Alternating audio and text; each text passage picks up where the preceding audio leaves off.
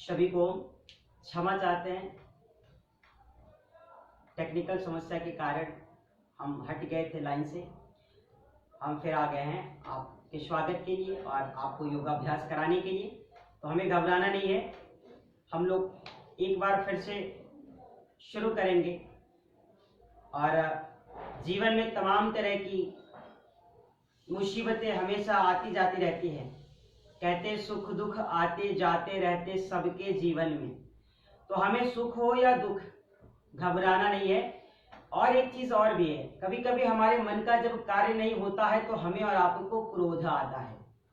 तो आप योग से जुड़ रहे हैं, आप योग कर रहे हैं, प्राणायाम कर रहे हैं, तो आपको अपनी क्रोध को शांत करना है। कभी कोई मुसीबत आ जाए क्षण भर के लिए, तो उस समय हमको घबराना नहीं है। विपरीत परिस्थितियां व्यक्ति के जीवन में सदैव रहती हैं, आती रहती हैं और जाती रहती हैं, मगर ये कभी रुक करके हमको बहुत परेशान नहीं कर सकती, क्योंकि हमारा आत्मबल मजबूत है।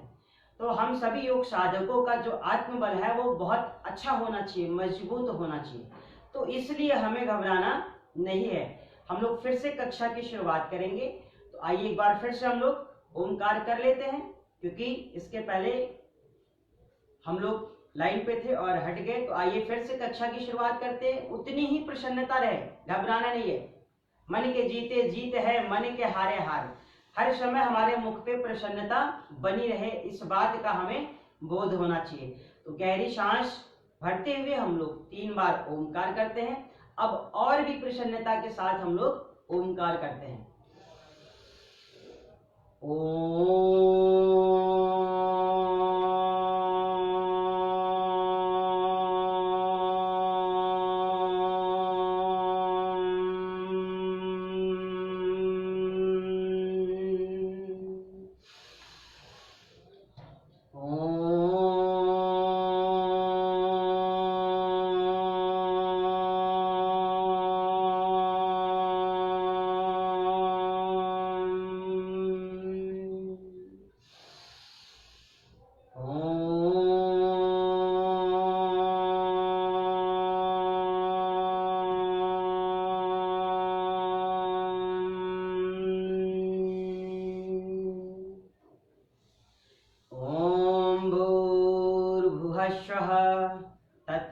तत्सवितुर्वरेण्यं भर्गो देवस्य धीमहि धियो यो नः प्रचोदयात्।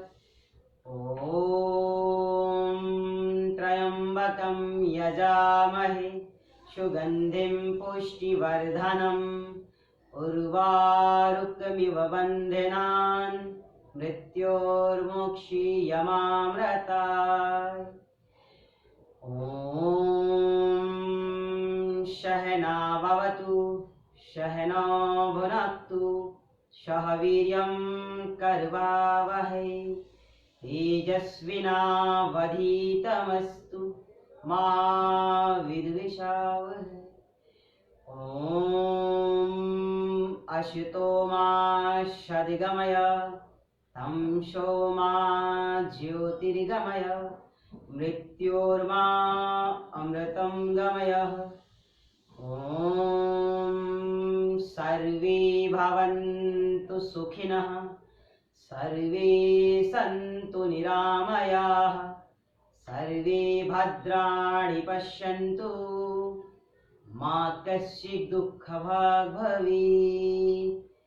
ॐ शान्ति शान्ति शांति।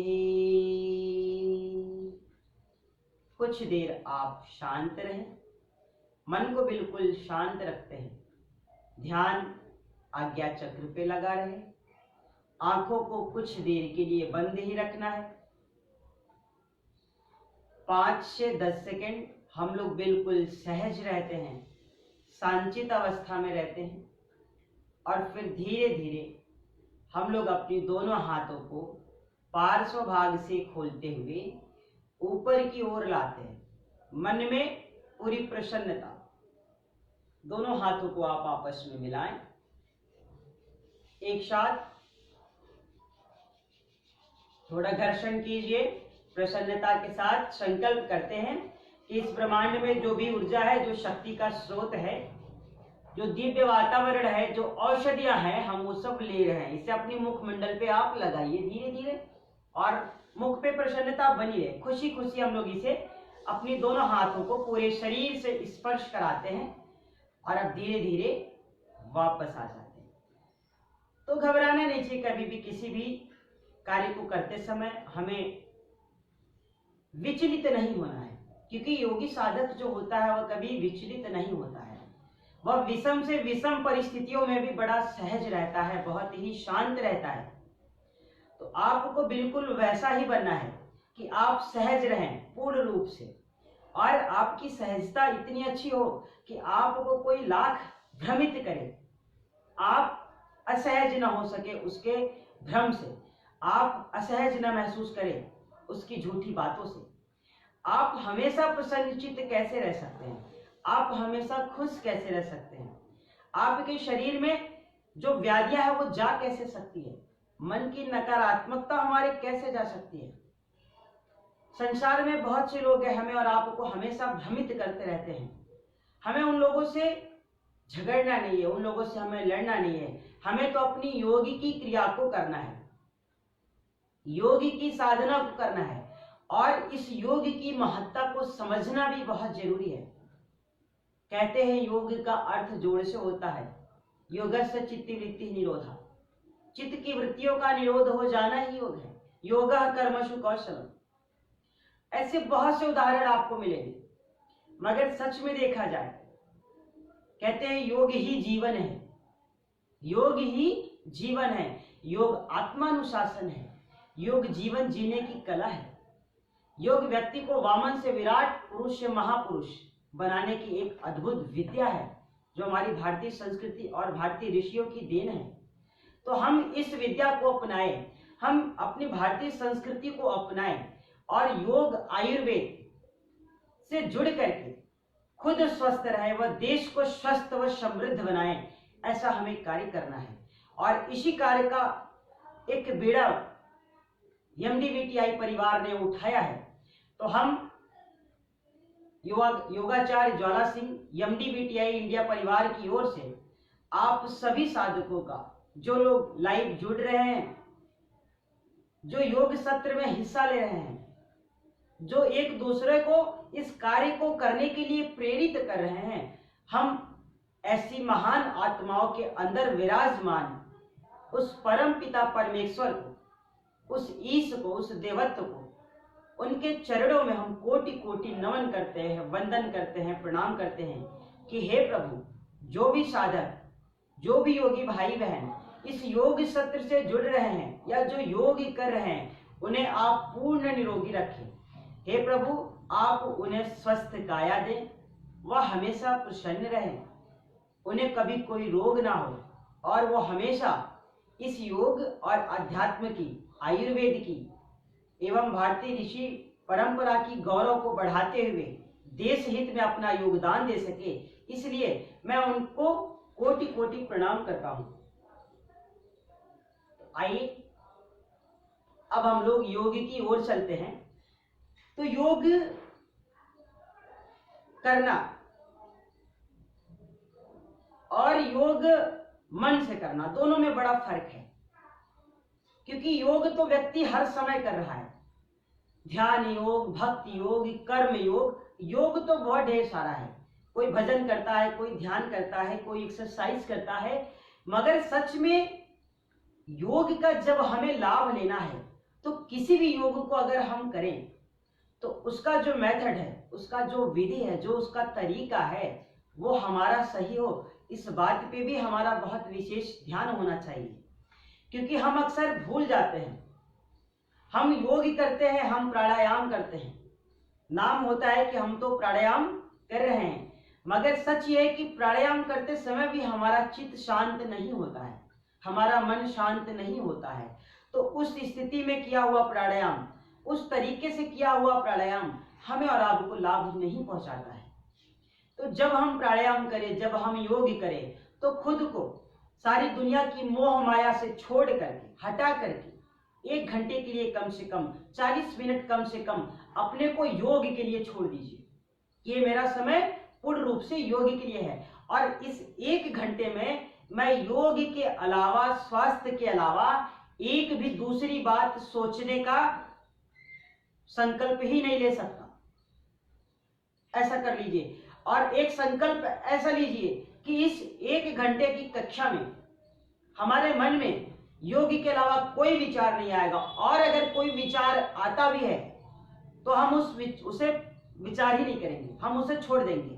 फिर से हम अपना ध्यान योग पर ही लगाने की कोशिश करेंगे, क्योंकि जब हम पूरे ध्यान को योग में लगा देते हैं और ध्यान के साथ योग करते हैं तो उस योग से जो आपको अनुभव होता है, उस योग का जो आपको फायदा होता है, वो आप शायद शब्दों में बयां नहीं कर पाते हैं और यही योग है। तो हमें समय को बिल्कुल पूर्ण रूप से उसका हमें सदुपयोग करना है। सिर्फ आधे घंटे बैठने के लिए नहीं कि हमारी आधे घंटे की कक्षा है, 1 घंटे की है, समय चलो थोड़ा बहुत तो कर ही लेंगे, नहीं। आप अपना अमूल्य समय दे रहे हैं, आप हमें वो चीज दे रहे हैं जिसकी कोई कीमत ही नहीं है। तो आपके जो समय है ये अमूल्य है, हम इसका सदुपयोग चाहते हैं, तो आप भी सदुपयोग करने के लिए संकल्पित हो, यही हमारी आपसे प्रार्थना है। तो आइए, हमारा चित्त कैसे शांत होगा, हमारा मन कैसे शांत होगा? जब हम प्राणायाम करेंगे। तो आइए आज हम लोग बैठ करके 8 प्राणायाम करेंगे। पतंजलि में देखेंगे तो आप अष्टांग योग जो है उसमें यम, नियम, आसन, प्राणायाम, प्रत्याहार, धारणा, ध्यान, समाधि। तो हमें योग से जुड़ने के लिए हम लोग यम और नियम को छोड़ देते हैं। पहला दूसरा हमने यम और नियम छोड़ दिया, फिर हम तीसरे पे चले आते हैं आसन, फिर चौथे पे चलते हैं प्राणायाम। तो सच तो ये कि पहले हमको यम को सही करना है। यम क्या है इसको भी जानिए। सत्य, अहिंसा, अस्तेय, अपरिग्रह, ये सब यम में आते हैं। तो आपको अपनी यम को और नियम को ठीक करना है। नियम में आप पहली चीज तो उठना सही कर लीजिए, आप सोना सही कर लीजिए, आप खाने का समय सही कर लीजिए। जब हम इन चीजों को सही करेंगे तब फिर हम आगे की ओर चलेंगे।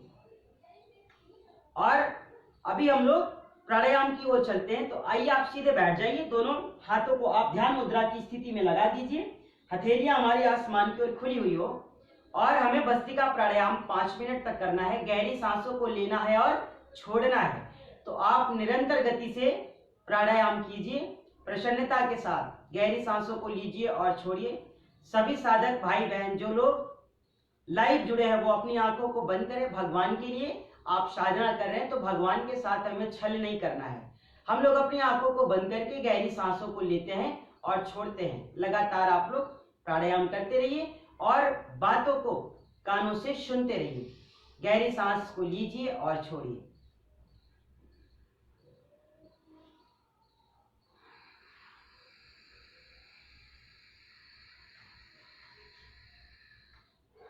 प्रसन्नता के साथ कीजिए। आज हम लोगों को 8 प्राणायाम भी करना है। गहरी सांसों को लेना है और छोड़ना है। तो हर समय हमें अपनी सारी चीजों को ध्यान देना है, सारी चीजों को हमको समयानुसार करना है। तो हमने यम, नियम, आसन, प्राणायाम के बारे में बताया। आप प्राणायाम करते रहिए। तो यम में कहते सत्य, अहिंसा, अस्तेय, ब्रह्मचर्य, अपरिग्रह। इन 5 चीजों का हम अगर परिवर्तन कर ले जो यम के अंतर्गत आती है, सत्य, अहिंसा, अस्तेय, ब्रह्मचर्य और अपरिग्रह, इन 5 चीजों को भी हमको पहले सही करना है। और जब हम इन 5 चीजों को सही कर लेते तब हम नियम की ओर बढ़ते हैं। तो हमें पहले आसन प्राणायाम करने से पहले अपनी इन चीजों को सही करना पड़ेगा, क्योंकि जब हमारा यम सही हो जाता है तब नियम सही होता है। फिर आसन करते हैं और जब आसन की सिद्धि होती है तब व्यक्ति प्राणायाम की ओर चलता है। और जब व्यक्ति का प्राणायाम धीरे धीरे सिद्ध होने लगता है तब वह धीरे धीरे समाधि की ओर चलने लगता है। तो हमें योग की एक एक क्रम को लेकर के चलना है। आप प्रसन्नता के साथ गहरी सांसों को लीजिए और छोड़िए। हर सांस के साथ हम शुभ संकल्प करते हैं। हर सांस के साथ प्रसन्नता हो। हर अंदर आती हुई सांसों के साथ हम दिव्य औषधियों को ले रहे हैं। हर अंदर आती हुई सांसों के साथ दिव्य ऊर्जाओं को ले रहे हैं। हर बाहर जाती हुई सांसों के साथ शरीर की व्याधियां, मन की व्याधियां, शरीर के रोग, इस देह में जो भी रोग है वो हर बाहर जाती हुई सांसों के साथ बाहर जा रही है। इस बात का विशेष ध्यान रखना है आपको। तो आप निरंतर गति से 5 मिनट तक प्राणायाम करते रहेंगे। कम से कम आपको 5 मिनट इस प्राणायाम को करना है। तो गहरी सांस लीजिए और छोड़िए। कानों से बातों को ध्यान से सुनते रहेंगे, प्राणायाम को करते रहेंगे। आप चाहे तो ध्यान को आज्ञा चक्र पे भी लगा सकते हैं, जिसे हम ज्ञान चक्षु, शिव नेत्र, थर्ड आई, तीसरी बिंदु, कई नामों से पुकारते हैं। तो हमें किसी एक जगह ध्यान को लगाना है। जिन व्यक्ति का ध्यान फिर भी वहां नहीं लगता है, तो आप अपनी सांसों पर ही पूरा ध्यान दीजिए। हम जो हर अंदर आती हुई सांसों को ले रहे हैं उस पर ही ध्यान दें। हर अंदर आती हुई सांसों के साथ आप गिनती करिए। हर अंदर आती हुई सांसों के साथ 1, बाहर जाए तो ओम, अंदर आए तो 2, बाहर जाए तो जय श्री कृष्ण, अंदर आए तो ओम, बाहर जाए तो व्याधियां जा रही है। ऐसे हम अपनी पूरी ध्यान सांसों पे एकाग्र चित्त कर लें।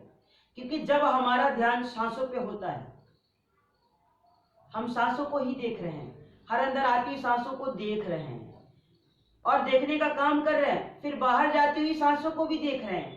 तो जब हम हर अंदर आती हुई सांसों को बार बार देखने की चेष्टा करते हैं, बाहर जाती हुई सांसों को देखने की चेष्टा करते हैं, कोशिश करते हैं, पूरा ध्यान वही लगाते हैं, तब हमारा ध्यान भटकता नहीं है। इसलिए जब हम प्राणायाम करें तो हम बिल्कुल ध्यान के साथ करें, प्रसन्नता के साथ करें। कहते हैं भस्त्रिका प्राणायाम करने से समस्त कफ रोग, दमा रोग, सांस रोग, ये सब जो समस्याएं होती है, जिनका बीपी बढ़ जाता है, जिनका बीपी कम होता है, शुगर लेवल जिनका बढ़ जाए, ऐसे तमाम तरह की व्याधियां हैं जिसको हम लोग इस प्राणायाम को निरंतर प्रतिदिन करते रहने से दूर कर सकते हैं। तो ये एक रामबाण औषधि है। जिनकी कैपेसिटी अच्छी नहीं है, जिनकी क्षमता अच्छी नहीं है, जो लोग चाहते हैं कि हमारी क्षमता और भी बढ़े, वो लोग इसे रोज किया करें। कम से कम 5 मिनट से लेकर के 15 मिनट तक वह इस प्राणायाम को कर सकते हैं। मगर ध्यान दीजिए, प्राणायाम का लाभ हमें पूर्ण रूप से तभी होता है जब हम उसे संकल्प के साथ करते हैं। और संकल्प भी कैसा होता है? विकल्प रहित संकल्प।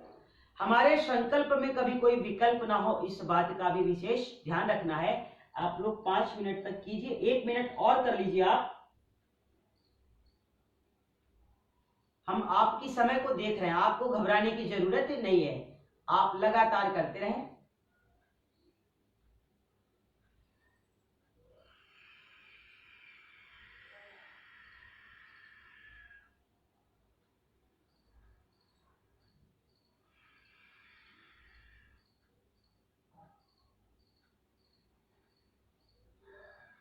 अब आप सहज हो जाएं। अपने सांसों की गति को अब आप सामान्य कर दीजिए और प्रसन्नता के साथ हम लोग दोनों हाथों को ऊपर की ओर लाते हैं। ध्यान दीजिए, इसमें भी बहुत बड़ी महिमा है। एक तरीके से जब हम दोनों हाथों को आपस में मिलाते हैं, इसमें घर्षण होता है और शुभ संकल्पों के साथ हम इसे शरीर के जिस जिस अंग पे लगाते हैं, मन में संकल्प करें कि वह हमारी नस नाड़ियां अच्छी हो जा रही है, वहां के हमारे जो स्किन वो अच्छे हो जा रहे हैं, जो भी व्याधियां है वो हमारी अब दूर जा रही है, ऐसा हम संकल्प करते हैं। हम औषधियों को ले रहे हैं, औषधियों को लगा रहे हैं पूरे शरीर में, इसलिए हमारा शरीर पूर्ण रूप से निरोगी हो रहा है, ऐसा मन में हमारे संकल्प हो। तो आज हमें 8 प्राणायाम करना है, हम आपको बता रहे हैं, थोड़ा थोड़ा देर करेंगे। 2 से 3 प्राणायाम 5-5 मिनट करेंगे, बाकी प्राणायाम कम समय में हो जाएंगे। तो हमें पहले प्राणायाम करना है, क्योंकि प्राणायाम बहुत जरूरी है। तो आइए हम लोग आगे की ओर चलते। सभी लोगों को कपाल भाती प्राणायाम करना है। आपको पता है कि मुख को बंद करके नासिका द्वारा सांसों को बाहर करना होता है। जब हम सांसों को बाहर करते तो पेट हमारा अपने आप थोड़ा अंदर की ओर जाता है। तो हमें क्या करना है, सांसों को केवल बाहर छोड़ने पे हमें पूरा ध्यान देना है। तो आइए दोनों हाथों को सीधे लगा लेते हैं ध्यान मुद्रा की स्थिति में। और अब आप लोग शुरू कीजिए, हम समय आपका देख रहे हैं। हम लोग कपाल भाती प्राणायाम करेंगे।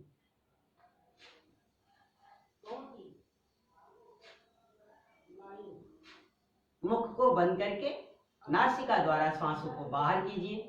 बहुत ही अच्छा प्राणायाम है कपाल भाती। कहते हैं जिस प्राणायाम को करने से मुखमंडल पे ओज, तेज, कांति, आभा, चमक की वृद्धि हो जाए, उस प्राणायाम का नाम है कपाल भाती।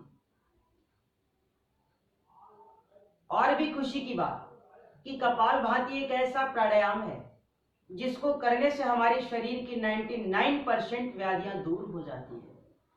तो सोचिए, एक प्राणायाम करने से हम इस शरीर के समस्त रोगों को भी दूर करने का प्रयत्न कर सकते हैं। और प्राणायाम को निरंतर करते रहने से हम रोग मुक्त हो सकते हैं, हम व्याधि मुक्त हो सकते हैं, हम व्यसन मुक्त हो सकते हैं, हम दोष मुक्त हो सकते हैं। तो हम इस प्राणायाम को क्यों नहीं करें? हमें रोज करना चाहिए। जब इस प्राणायाम को करने से व्यक्ति व्यसन मुक्त हो सकता है, दोष मुक्त हो सकता है, राग द्वेष मुक्त हो सकता है, तो इस प्राणायाम को करने से हानि क्या है? तो हमें तो प्रतिदिन करना चाहिए इसे, और जितनी देर करेंगे हम प्रसन्नता के साथ करेंगे। हमें खुशी खुशी प्राणायाम को करना है।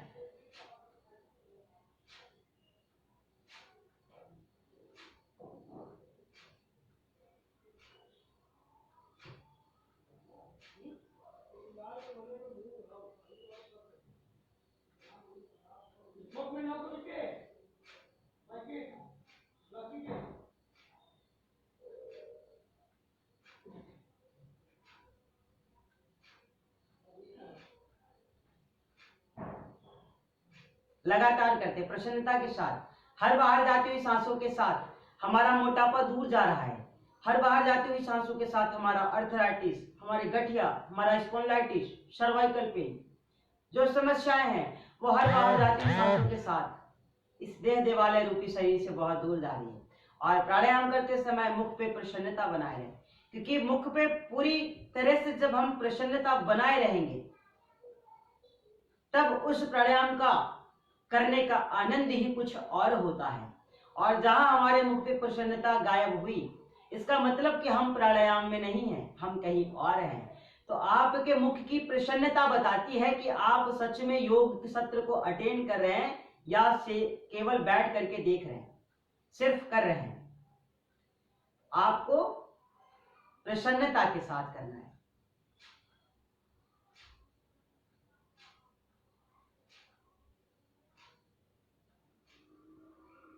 लगातार कपालभाति से कैंसर, कोलाइटिस रोग भी धीरे धीरे आपके दूर हो जाएंगे। जिनको स्टोन की समस्या है उनकी स्टोन की समस्या सही हो जाती है। माताओं बहनों के ओवरी वेस्ट की गांठें तक गल जाती है कपालभाति प्राणायाम से। लगातार कीजिए, घबराना नहीं है। थकान हो तो रुक जाइए, हम आपका समय देख रहे हैं। जैसे यम में सत्य, अहिंसा, अस्तेय, ब्रह्मचर्य, अपरिग्रह होता है, वैसे नियम होता है। नियम में भी हमको बहुत सी चीजों का विशेष ध्यान रखता है। नियम में शौच, संतोष, तप, स्वाध्याय, ईश्वर प्रणिधान। शौच, संतोष, नियम को जान लीजिए, प्राणायाम करते रहिए। नियम में पहले आ गया शौच, संतोष, फिर तीसरा तप, फिर चौथा स्वाध्याय, फिर पांचवा ईश्वर प्रणिधान। तो हमें इसको भी सही करना है। जिस तरीके से हम पहले अष्टांग योग की पहले अंग को यम, नियम, आसन, प्राणायाम, प्रत्याहार, धारणा, ध्यान, समाधि, ये 8 अंग तो हम बोल देते हैं, मगर यम को जानना है। यम क्या है, यम में कौन कौन सी चीजें आते हैं तो आपको पता होना चाहिए। नियम में कौन कौन सी चीजें आती है आपको पता होना चाहिए, क्योंकि जब आपको पता रहेगा तभी आप उस पर काम कर सकते हैं। जब आपको इसका बोध ही नहीं रहेगा तो आप इस पर काम कैसे करेंगे?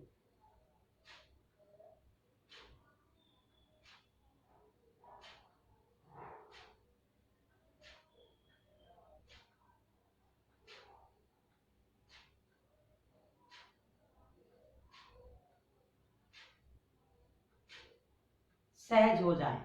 अब आप अपने सांसों की गति को सामान्य कीजिए और प्रसन्नता बिल्कुल बनाए रहे। दोनों हाथों को आप धीरे धीरे ऊपर की ओर लाएं।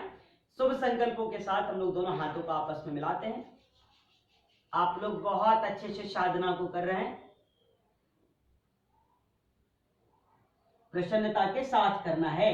तो आइए अब हम लोग थोड़ी देर के लिए पैरों को खोल लेते हैं, क्योंकि उसके बाद फिर हम लोग आगे की ओर चलेंगे। आप इसको थोड़ा जल्दी जल्दी कर लीजिए। आज दोनों पैर की उंगलियों को हम लोग सामान्य सांसों में ही खोलते हैं और बंद करते हैं। सारी दुनिया, ईश्वर ही सबका बेड़ा पार लगाता है, तो हमें ईश्वर से कभी विमुख नहीं होना है, हमें भगवान से कभी विमुख नहीं होना है, हमें इस बात का बोध होना चाहिए। आइए दोनों पैरों में थोड़ी सी जगह बनाएं और हल्का हल्का पैरों को हिलाएं।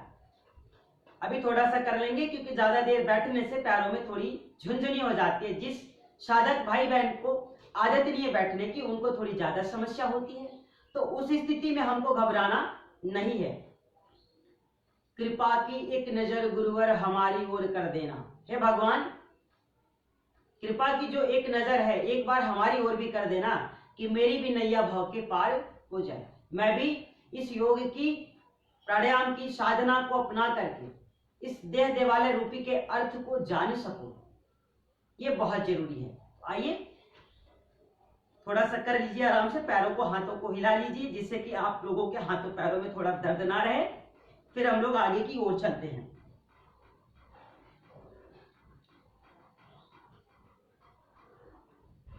फिर उठते हैं। अब आप वापस बैठ जाएं। आज हमें प्राणायाम पूरा करना है, क्योंकि कुछ लोगों का कहना है कि एक दिन कम से कम सर पूरा प्राणायाम बता दीजिए तो ज्यादा अच्छा होगा। तो हम लोग थोड़ा सा प्राणायाम करेंगे। अभी हम समय मिलेगा इसमें एक्सरसाइज भी आपको थोड़ा कराएंगे, तो घबराना नहीं है। आइए हम आगे की ओर चलते हैं, प्राणायाम की ओर। तीसरा प्राणायाम है जिसको हम बाह्य प्राणायाम करते हैं। बाह्य प्राणायाम को हम त्रिबंध भी कहते हैं। क्यों? क्योंकि इसमें 3 बंध लगाने होते हैं। ध्यान से सुने, जो भाई बहन के मैसेजेस थे वो लोग भी ध्यान से सुनेंगे। तो जब बाह्य प्राणायाम व्यक्ति करता है, कहते हैं बाह्य प्राणायाम करने से हमारा मन जो होता है वह नाभि केंद्र से नीचे नहीं जाता है। जब मन हमारा नाभि केंद्र से नीचे जाता है, तभी मन में अनाचार, दुराचार और व्याभिचार की भावनाएं उत्पन्न होती है। तभी व्यक्ति के मन में गलत गलत धारणाएं जन्म लेती हैं। तो हमें बाह्य प्राणायाम प्रतिदिन करना है, चाहे वो भाई हो या फिर बहन, दोनों के लिए यह रामबाण औषधि है। तो आइए हम लोग बाह्य प्राणायाम की ओर चलते हैं। सीधे बैठ रहे आप, गहरी सांस को भरिए, फिर सांसों को आप बाहर कीजिए, और जैसे आप सांस को बाहर करेंगे मूलाधार चक्र को लगाने की प्रयत्न कीजिए। पहला चक्र, फिर दूसरा उड़ियान बंद, पेट को पीठ से लगाते हैं, और तीसरे में क्या करते हैं, ठोड़ी को कंठकूप से लगाते हैं।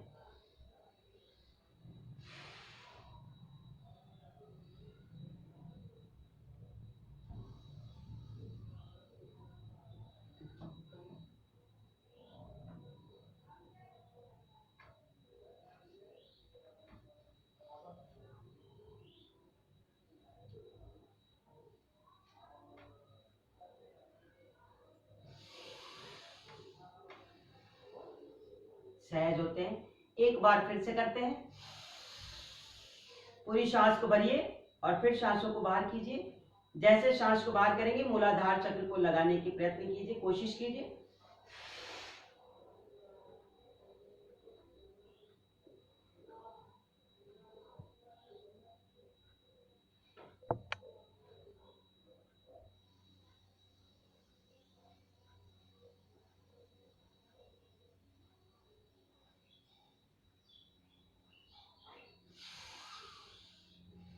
कम से कम 2 से 3 बार करना अति आवश्यक है।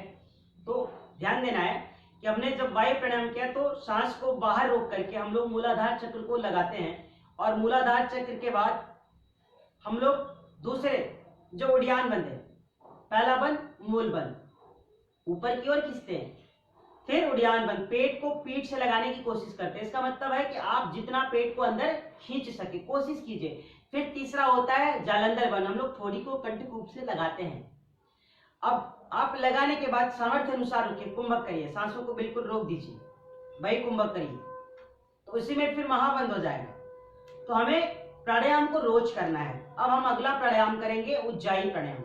कहते हैं गले के कफ रोग, टांचन, थायराइड के लिए उज्जाई प्राणायाम अति आवश्यक होता है। जिनको थायराइड की समस्याएं होती है, उनका वेट जल्दी कम नहीं होता है, तो हम लोग उज्जाई प्राणायाम को करेंगे।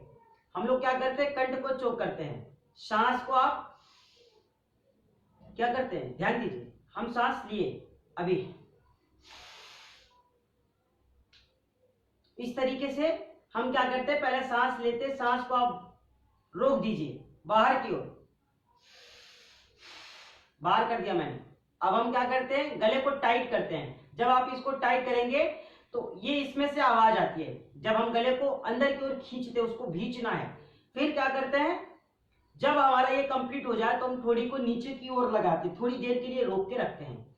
और जब रोकने के बाद हम वापस आए तो क्या करते हैं, दाएं नासिका को बंद करके बाएं नासिका से सांसों को बाहर कर देते हैं।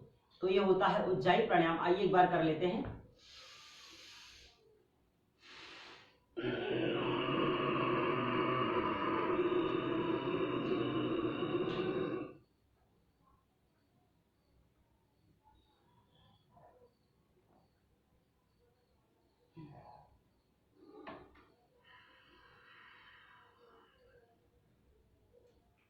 देखिए, जिनको समझ में ना आए वो लोग कंठ को चोक करने की कोशिश करेंगे। तो उस स्थिति में क्या होता है, कभी कभी खांसी आता है। तो आपको घबराना नहीं है। एक बार फिर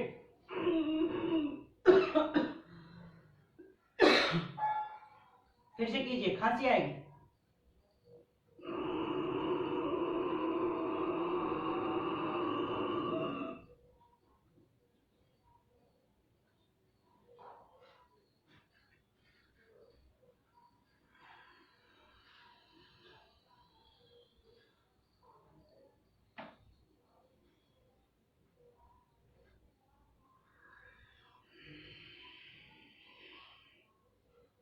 अब आप सहज हो जाएं।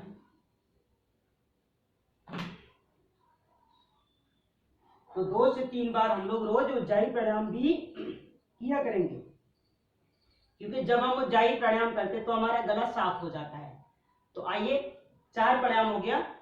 अनुलोम विलोम 1 मिनट से 2 मिनट करेंगे, और फिर भ्रामरी 1 से 2 बार करेंगे, और 10 से 15 मिनट हम लोग योगाभ्यास करेंगे, थोड़े सूक्ष्म व्यायाम करेंगे। तो हमको क्या करना है, अनुलोम विलोम को जानना है, और रोज कम से कम 5 मिनट तक हमें आपको इसको करना है। तो ध्यान से देखिए, अनुलोम विलोम प्राणायाम को नाड़ी शोधन प्राणायाम भी कहा जाता है। हम अनुलोम विलोम प्राणायाम को 2 तरीके से, दाहिने हाथ को आप ऊपर लाते हैं, दाहिने हाथ के अंगुष्ठ भाग को आप अलग रखते हैं, तर्जनी और मध्यमा जाइए लगा लीजिए, और कनिष्ठ को मध्यमा के साथ अनामिका के साथ मिला लीजिए। कुछ लोग क्या करते हैं, इसका उपयोग करते हैं, ये तर्जनी को ही उपयोग मिलाते हैं। कुछ क्या करते हैं, ऐसे करते रहते हैं ये। तो जो विधि है बिल्कुल सही होनी चाहिए हमारी।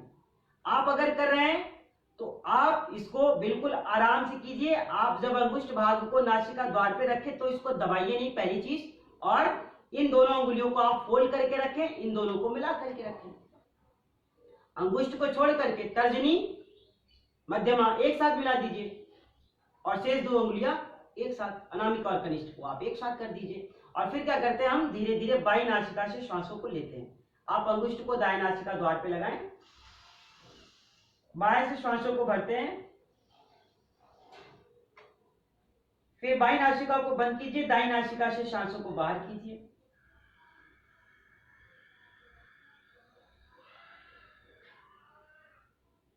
अब फिर दाई नासिका से ही सांसों को भरते हैं,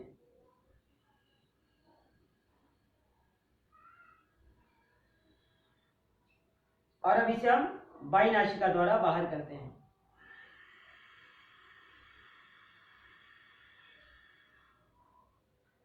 देखिए, हमने बाईं ओर से लिया, दाईं ओर से बाहर किया, और फिर दाईं ओर से लेकर के बाईं ओर से बाहर करते हैं। तो ये जाकर के एक चक्र कहलाता है।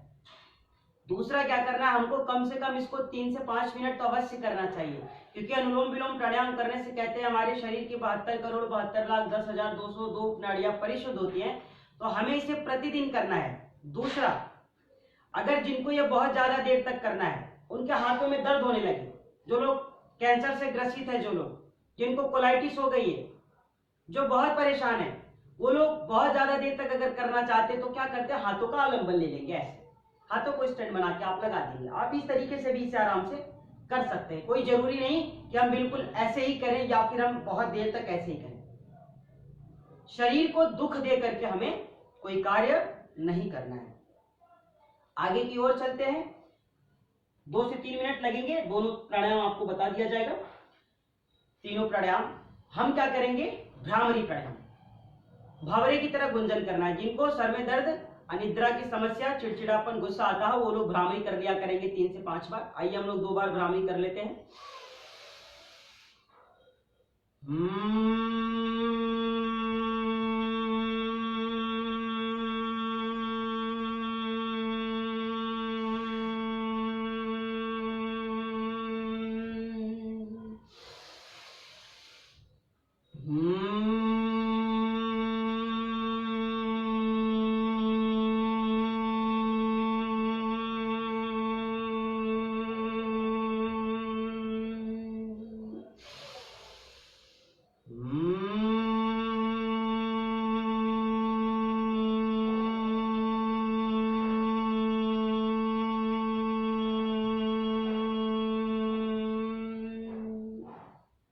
अब आप सहज हो जाएं, कुछ देर शांत रहते हैं, भ्रामरी प्राणायाम।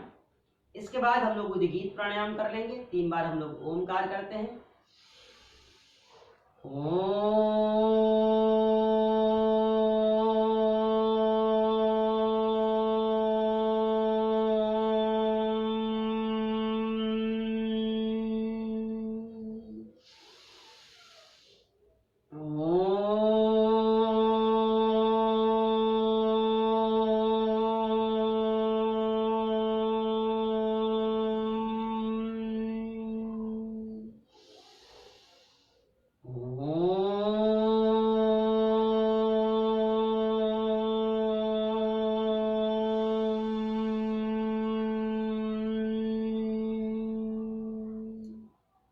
अब आप सहज हो जाएं, हाथों को आपस में मिलाएं आप, और फिर इसे अपने मुखमंडल पे लगाएं। तो देखिए बहुत अच्छा है। और हम लोगों ने प्राणायाम को इसलिए आज एक साथ किया कि बहुत से ऐसे भाई बहन हैं जो पेज से जुड़े हैं, तो हमें कई लोगों के भाई मैसेजेस मिले कि सर कोई एक ऐसा क्लास उसमें होना चाहिए जिसमें सारे प्राणायाम को एक साथ बताया जा सके, जिससे कि हम लोग भूले नहीं और उसे हमेशा करते रहें। इसी क्रम में हमारे हॉलैंड से हमारे कैलाश ननोई भाई जी थे, जिनको हमने यहाँ से लिंक भेजा, वो बहुत खुश हुए और वो हॉलैंड में बैठ करके इस योग का आनंद लेते हैं। जब उन्हें समय, चूंकि उनका समय बड़ा अलग है, हम लोग यहाँ 8 बजे कर रहे हैं, वहाँ पे अभी भोर हो रहा है, 9 बजे हम तो वहाँ भोर होता, वहाँ सुबह हो रही होगी अभी, तो वो लोग इसको बाद में देखते हैं। तो उनका कहना है कि इतना सा मदद किया जाए, तो हम भारतवासियों का मदद करना, हर एक दूसरे का सेवा सौभाग्य समझना चाहिए। तो हम लोगों को ये मौका मिला, इसलिए आज हम लोगों ने एक साथ प्राणायाम को किया। भस्त्रिका प्राणायाम पहला, दूसरा कपालभाति, तीसरा बाह्य प्राणायाम, चौथा उज्जाई, 5वां अनुलोम विलोम, 6ठा भ्रामरी, 7वां उद्गीत। अब 8वां जो प्राणायाम होता है उसे प्रणव प्राणायाम कहते हैं। जब हम प्रणव प्राणायाम करते हैं, जब हम सांसों की साधना के साथ ईश्वर की आराधना करते हैं, सांसों पे ध्यान करते हैं, तो जब हम प्रणव के लिए बैठते हैं, ईश्वर के लिए बैठते हैं, जब हम ध्यान करते हैं, प्रणव प्राणायाम करते हैं, तो हम इतना ध्यानस्थ हो जाते हैं, धीरे धीरे हमारे सांसों की गति इतनी सूक्ष्म हो जाती है, ध्यान में हम मग्न होते रहते हैं धीरे धीरे, और बिल्कुल सांसों पे ध्यान केंद्रित करके हम निरंतर सांसों को देखते रहते हैं, आते हुए और जाते हुए सांसों को। तो धीरे धीरे एक ऐसा समय आता है कि हमारे सांसों की गति सूक्ष्म से अति सूक्ष्म हो जाती है, और फिर स्थिति यह आती है कि हम नाक के पास, अपने नासिका द्वार के पास हम कोई जलता हुआ दीपक रख दे या फिर कोई रुई का फाहा रख दे, तो दीपक बुझ नहीं सकता है, रुई का फाहा हिल नहीं सकता है, वो प्रणव प्राणायाम होता है। तो आइए अब हम लोग चेंज करेंगे, दोनों हाथों को आप बिल्कुल सीधा कर दीजिए। बहुत देर से आप लोग बैठ करके प्राणायाम कर रहे हैं, तो हम लोग अब थोड़ा सा सूक्ष्म व्यायाम जो हाथों से है, थोड़ा तीव्र गति से कर लिया करेंगे। दोनों हाथों को आप सामने लाइए, और आप भी करते रहिएगा, हम भी भजन के साथ करेंगे, आप भजन भी सुनते रहिए और हम लोग सूक्ष्म व्यायाम भी करते हैं।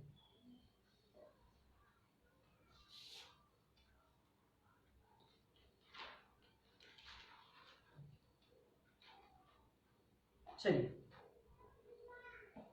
दोनों हाथों को सीधा कीजिए। सामान्य सांसों में आज करते हैं इसको, कई स्टेप इस पे करने हैं। कहते हैं किसी के काम आए जो उसे इंसान कहते हैं, तो हमें और आपको एक दूसरे के काम आना चाहिए, हमें और आपको एक दूसरे का सहयोग करना चाहिए। हम अगर किसी का सहयोग कर सके तो हमने 1-2 अच्छे काम कर लिए, एक सेवा का काम हमने कर लिया। लगातार करते, इसको रुकना नहीं है। आज हम लोग सामान्य सांसों में सभी स्टेप को करेंगे। थोड़ा जल्दी जल्दी करना है, थोड़ा आनंद भी आएगा आपको, घबराना नहीं है। किसी के काम आए जो उसे इंसान कहते हैं, पराया दर्द अपनाए उसे इंसान कहते हैं। लगातार करते रहिए। पराया दर्द अपनाए उसे इंसान कहते हैं। कभी धनवान है कितना, कभी इंसान निर्धन है।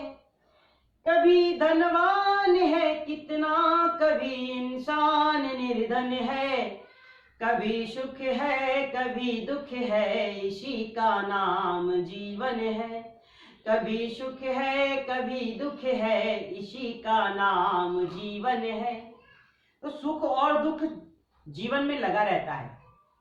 हमको सुख में बहुत प्रसन्न नहीं होना है, दुख में हमको बहुत घबराना नहीं है, लगातार करते रहेंगे।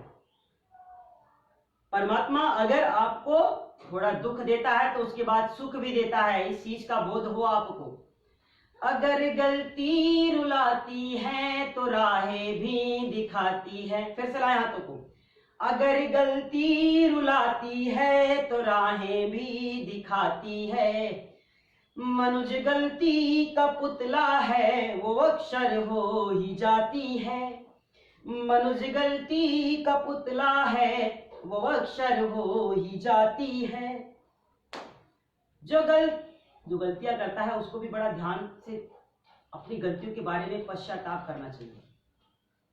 जो गलती करके पछताए उसे इंसान कहते हैं।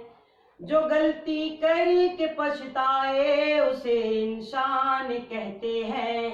किसी के काम आए जो उसे इंसान कहते हैं। पराया दर्द अपनाए उसे इंसान कहते हैं। लगातार आप करते रहेंगे। अगर गलती रुलाती है तो राहें भी दिखाती है। अगर गलती रुलाती है तो राहें भी दिखाती है।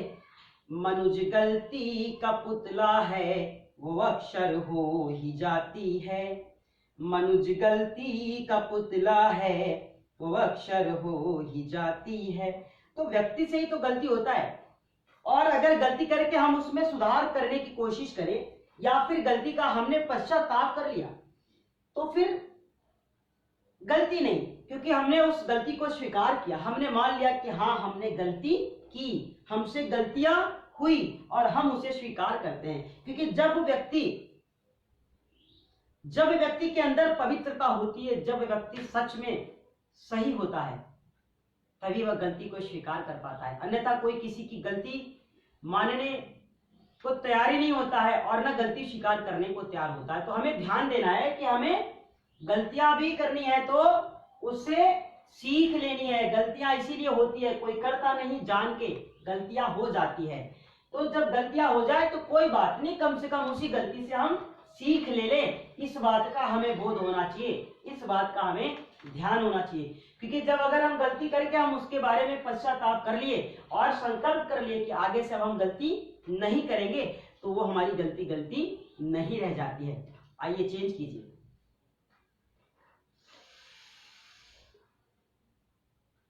जिनको सर्वाइकल की समस्या हो वो गर्दन नीचे नहीं झुकाएंगे। जिनको हर्निया की समस्या है वो गर्दन पीछे नहीं ले जाएंगे। बाकी सभी स्टेप किया जा सकता है। 2 से 3 बार आगे, 2 से 3 बार पीछे।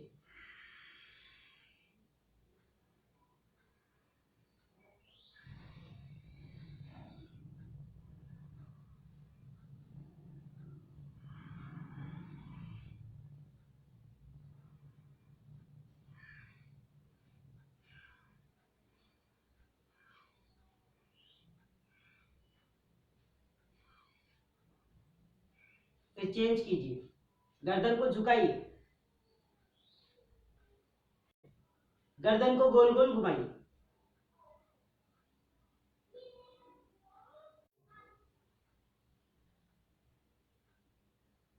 हमें दोनों ओर से कम 3 से 5 बार लगातार कर लेना है। आप एक बार में कीजिए या फिर 2 बार में कीजिए, कोशिश कीजिए कि हम इसे आराम से कर सकें। आइए दोनों हाथों को खोल लेते हैं, फिर इसे चेहरे पे लगाएं और थोड़ा देर पैरों को खोल के चक्की आसन और स्थित कोणासन कर लेते हैं। तो देखिए, हमें एक दूसरे की मदद करनी है, हमें एक दूसरे का सहायता करना है।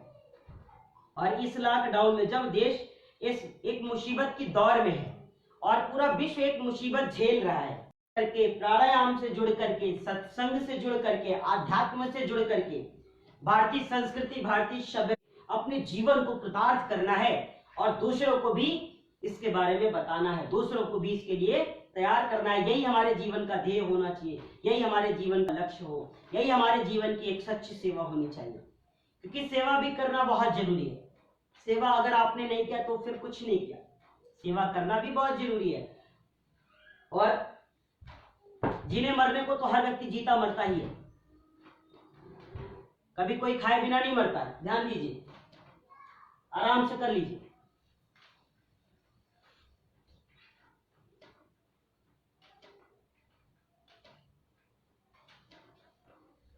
फिर ओके, अब आप आराम से बैठे। तो इसकी अभी अगली लाइन छूट गई थी और हम आपको सुना देते हैं। बहुत अच्छा है, थोड़ा देर रुक ले आप। हमने कहा है कि जीने को तो पूरी दुनिया में लोग जी ही रहे हैं, मगर कोई खा खा के जीता है, कोई बगैर खाए जीता है। ऐसा ही हो रहा है, कोई खा खा के जी रहा है और कोई बगैर खाए जी रहा है। तो ऐसा नहीं हो। और हमारे मन में, हमारी आत्मा में मानवता होनी चाहिए। आत्मा में तो मानवता पहले से पड़ी हुई है, हम आत्मा को ही जान नहीं पाते हैं। आत्मा को जानिए पहले और स्व को जानिए आप, क्योंकि जब हम स्व को जान जाते हैं तो फिर हमें कोई परेशान नहीं कर सकता, हमें कोई राह से भटका नहीं सकता। तो हमें स्व को जानना बहुत जरूरी है। बहुत अच्छी लाइन है, अकेले ही अगर गलती रुलाती है तो राहें भी दिखाती है। मनुष्य गलती करता है, अगर गलती रुलाती है तो राहें भी दिखाती है। मनुज गलती का पुतला है, वो अक्षर हो ही जाती है। जो गलती करके पछताए उसे इंसान कहते हैं, किसी के काम आए जो उसे इंसान कहते हैं। पराया दर्द अपनाए उसे इंसान कहते हैं। अकेले ही जो खा खा कर सदा गुजरान करते हैं। कुछ लोग अकेले खाते हैं, अकेले ही खा खा के जो सदा गुजरान करते हैं। यूं भरने को तो दुनिया में पशु भी पेट भरते हैं। यूं भरने को तो दुनिया में पशु भी पेट भरते हैं। पथिक जो बांट कर खाए उसे इंसान कहते हैं। पथिक जो बांट कर खाए उसे इंसान कहते हैं। किसी के काम आए जो उसे इंसान कहते हैं। पराया दर्द अपनाए उसे इंसान कहते हैं। किसी के काम आए जो उसे इंसान कहते हैं। तो आप सभी को बहुत बहुत धन्यवाद। और आपको बताया कि हमें एक दूसरे के काम आना चाहिए। तो हम लोगों ने MDBTI परिवार ने एक संकल्प लिया है, एक बीड़ा उठाया है कि हमें देश को योगमय बनाना है, निरोगमय बनाना है और हमें हर घर में व्यर्थ हो रहे लोगों के दवाओं के पैसों को व्यर्थ नहीं होने देना है। उन्हें पूर्ण रूप से निरोगी बनाना है, उन्हें व्यसन मुक्त बनाना है, उन्हें दुर्व्यसनों से दूर करना है। इस कार्य के लिए उसने पूरे परिवार ने, MDBTI के परिवार ने और जो भी उनके साधक लोग हैं, सबका एक संकल्प हो। और संकल्प है भी, मुझे पता है कि आप बहुत अच्छे हैं, कि हम लोगों का ये सेवा निरंतर चलता रहे और हम लोग अपनी मंजिल को एक दिन अवश्य पाएंगे, जब हम लोग अपनी सोच को बिल्कुल धरातल पर उतार देंगे, उसको कार्यों में तब्दील कर देंगे और हर एक लोगों को हम लोग योग से जोड़ लेंगे, जिस दिन हम लोगों ने लोगों को योग से जोड़ने का कार्य शुरू कर दिया अच्छी तरीके से, और जैसे हम आपसे कह रहे हैं वैसे आप भी दूसरों से जब कहना शुरू कर देंगे, जैसे हम आपको योग प्राणायाम के बारे में बता रहे हैं वैसे आप जब लोगों को कराना और बताने लगेंगे, योग कराने लगेंगे, योग के बारे में बताने लगेंगे, तब हम समझ जाएंगे कि अब हमारे कार्य में ज्यादा विलंब नहीं हो सकता है, क्योंकि अब हम अकेले नहीं, अब हम सब एक साथ है और इसे कई गुनी रफ्तार से हमें आगे बढ़ाना है और देश को स्वस्थ तथा निरोगी बनाना है, जिससे कि हमारा भारत देश स्वस्थ और समृद्ध हो सके, हमारे भारत में रहने वाला हर एक मानव उपयोगी हो सके। इसी के लिए हम लोगों का ये संकल्प होना चाहिए। तो आज के लिए इतना ही। आज योग सत्र में हिस्सा लेने वाले हम तमाम साधक भाई बहनों को जो लाइव जुड़े, जिन लोगों ने दूसरों को प्रेरणा दिया, जिन लोगों ने दूसरों को कहा कि आप भी जुड़िए, हम उन तमाम दिव्य आत्माओं को हृदय की गहराइयों से कोटि कोटि प्रणाम करते हैं, उनको नमन करते हैं। तो आइए सीधे बैठ जाते हैं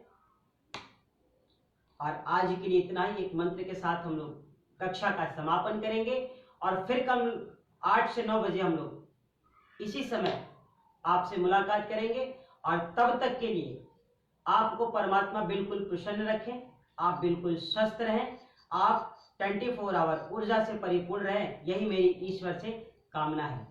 आइए।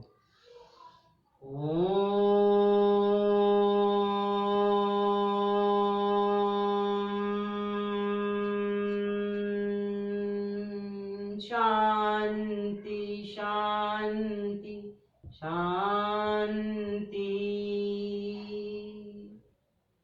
सभी के अंदर विराजमान उस परम सत्ता को कोटि कोटि प्रणाम।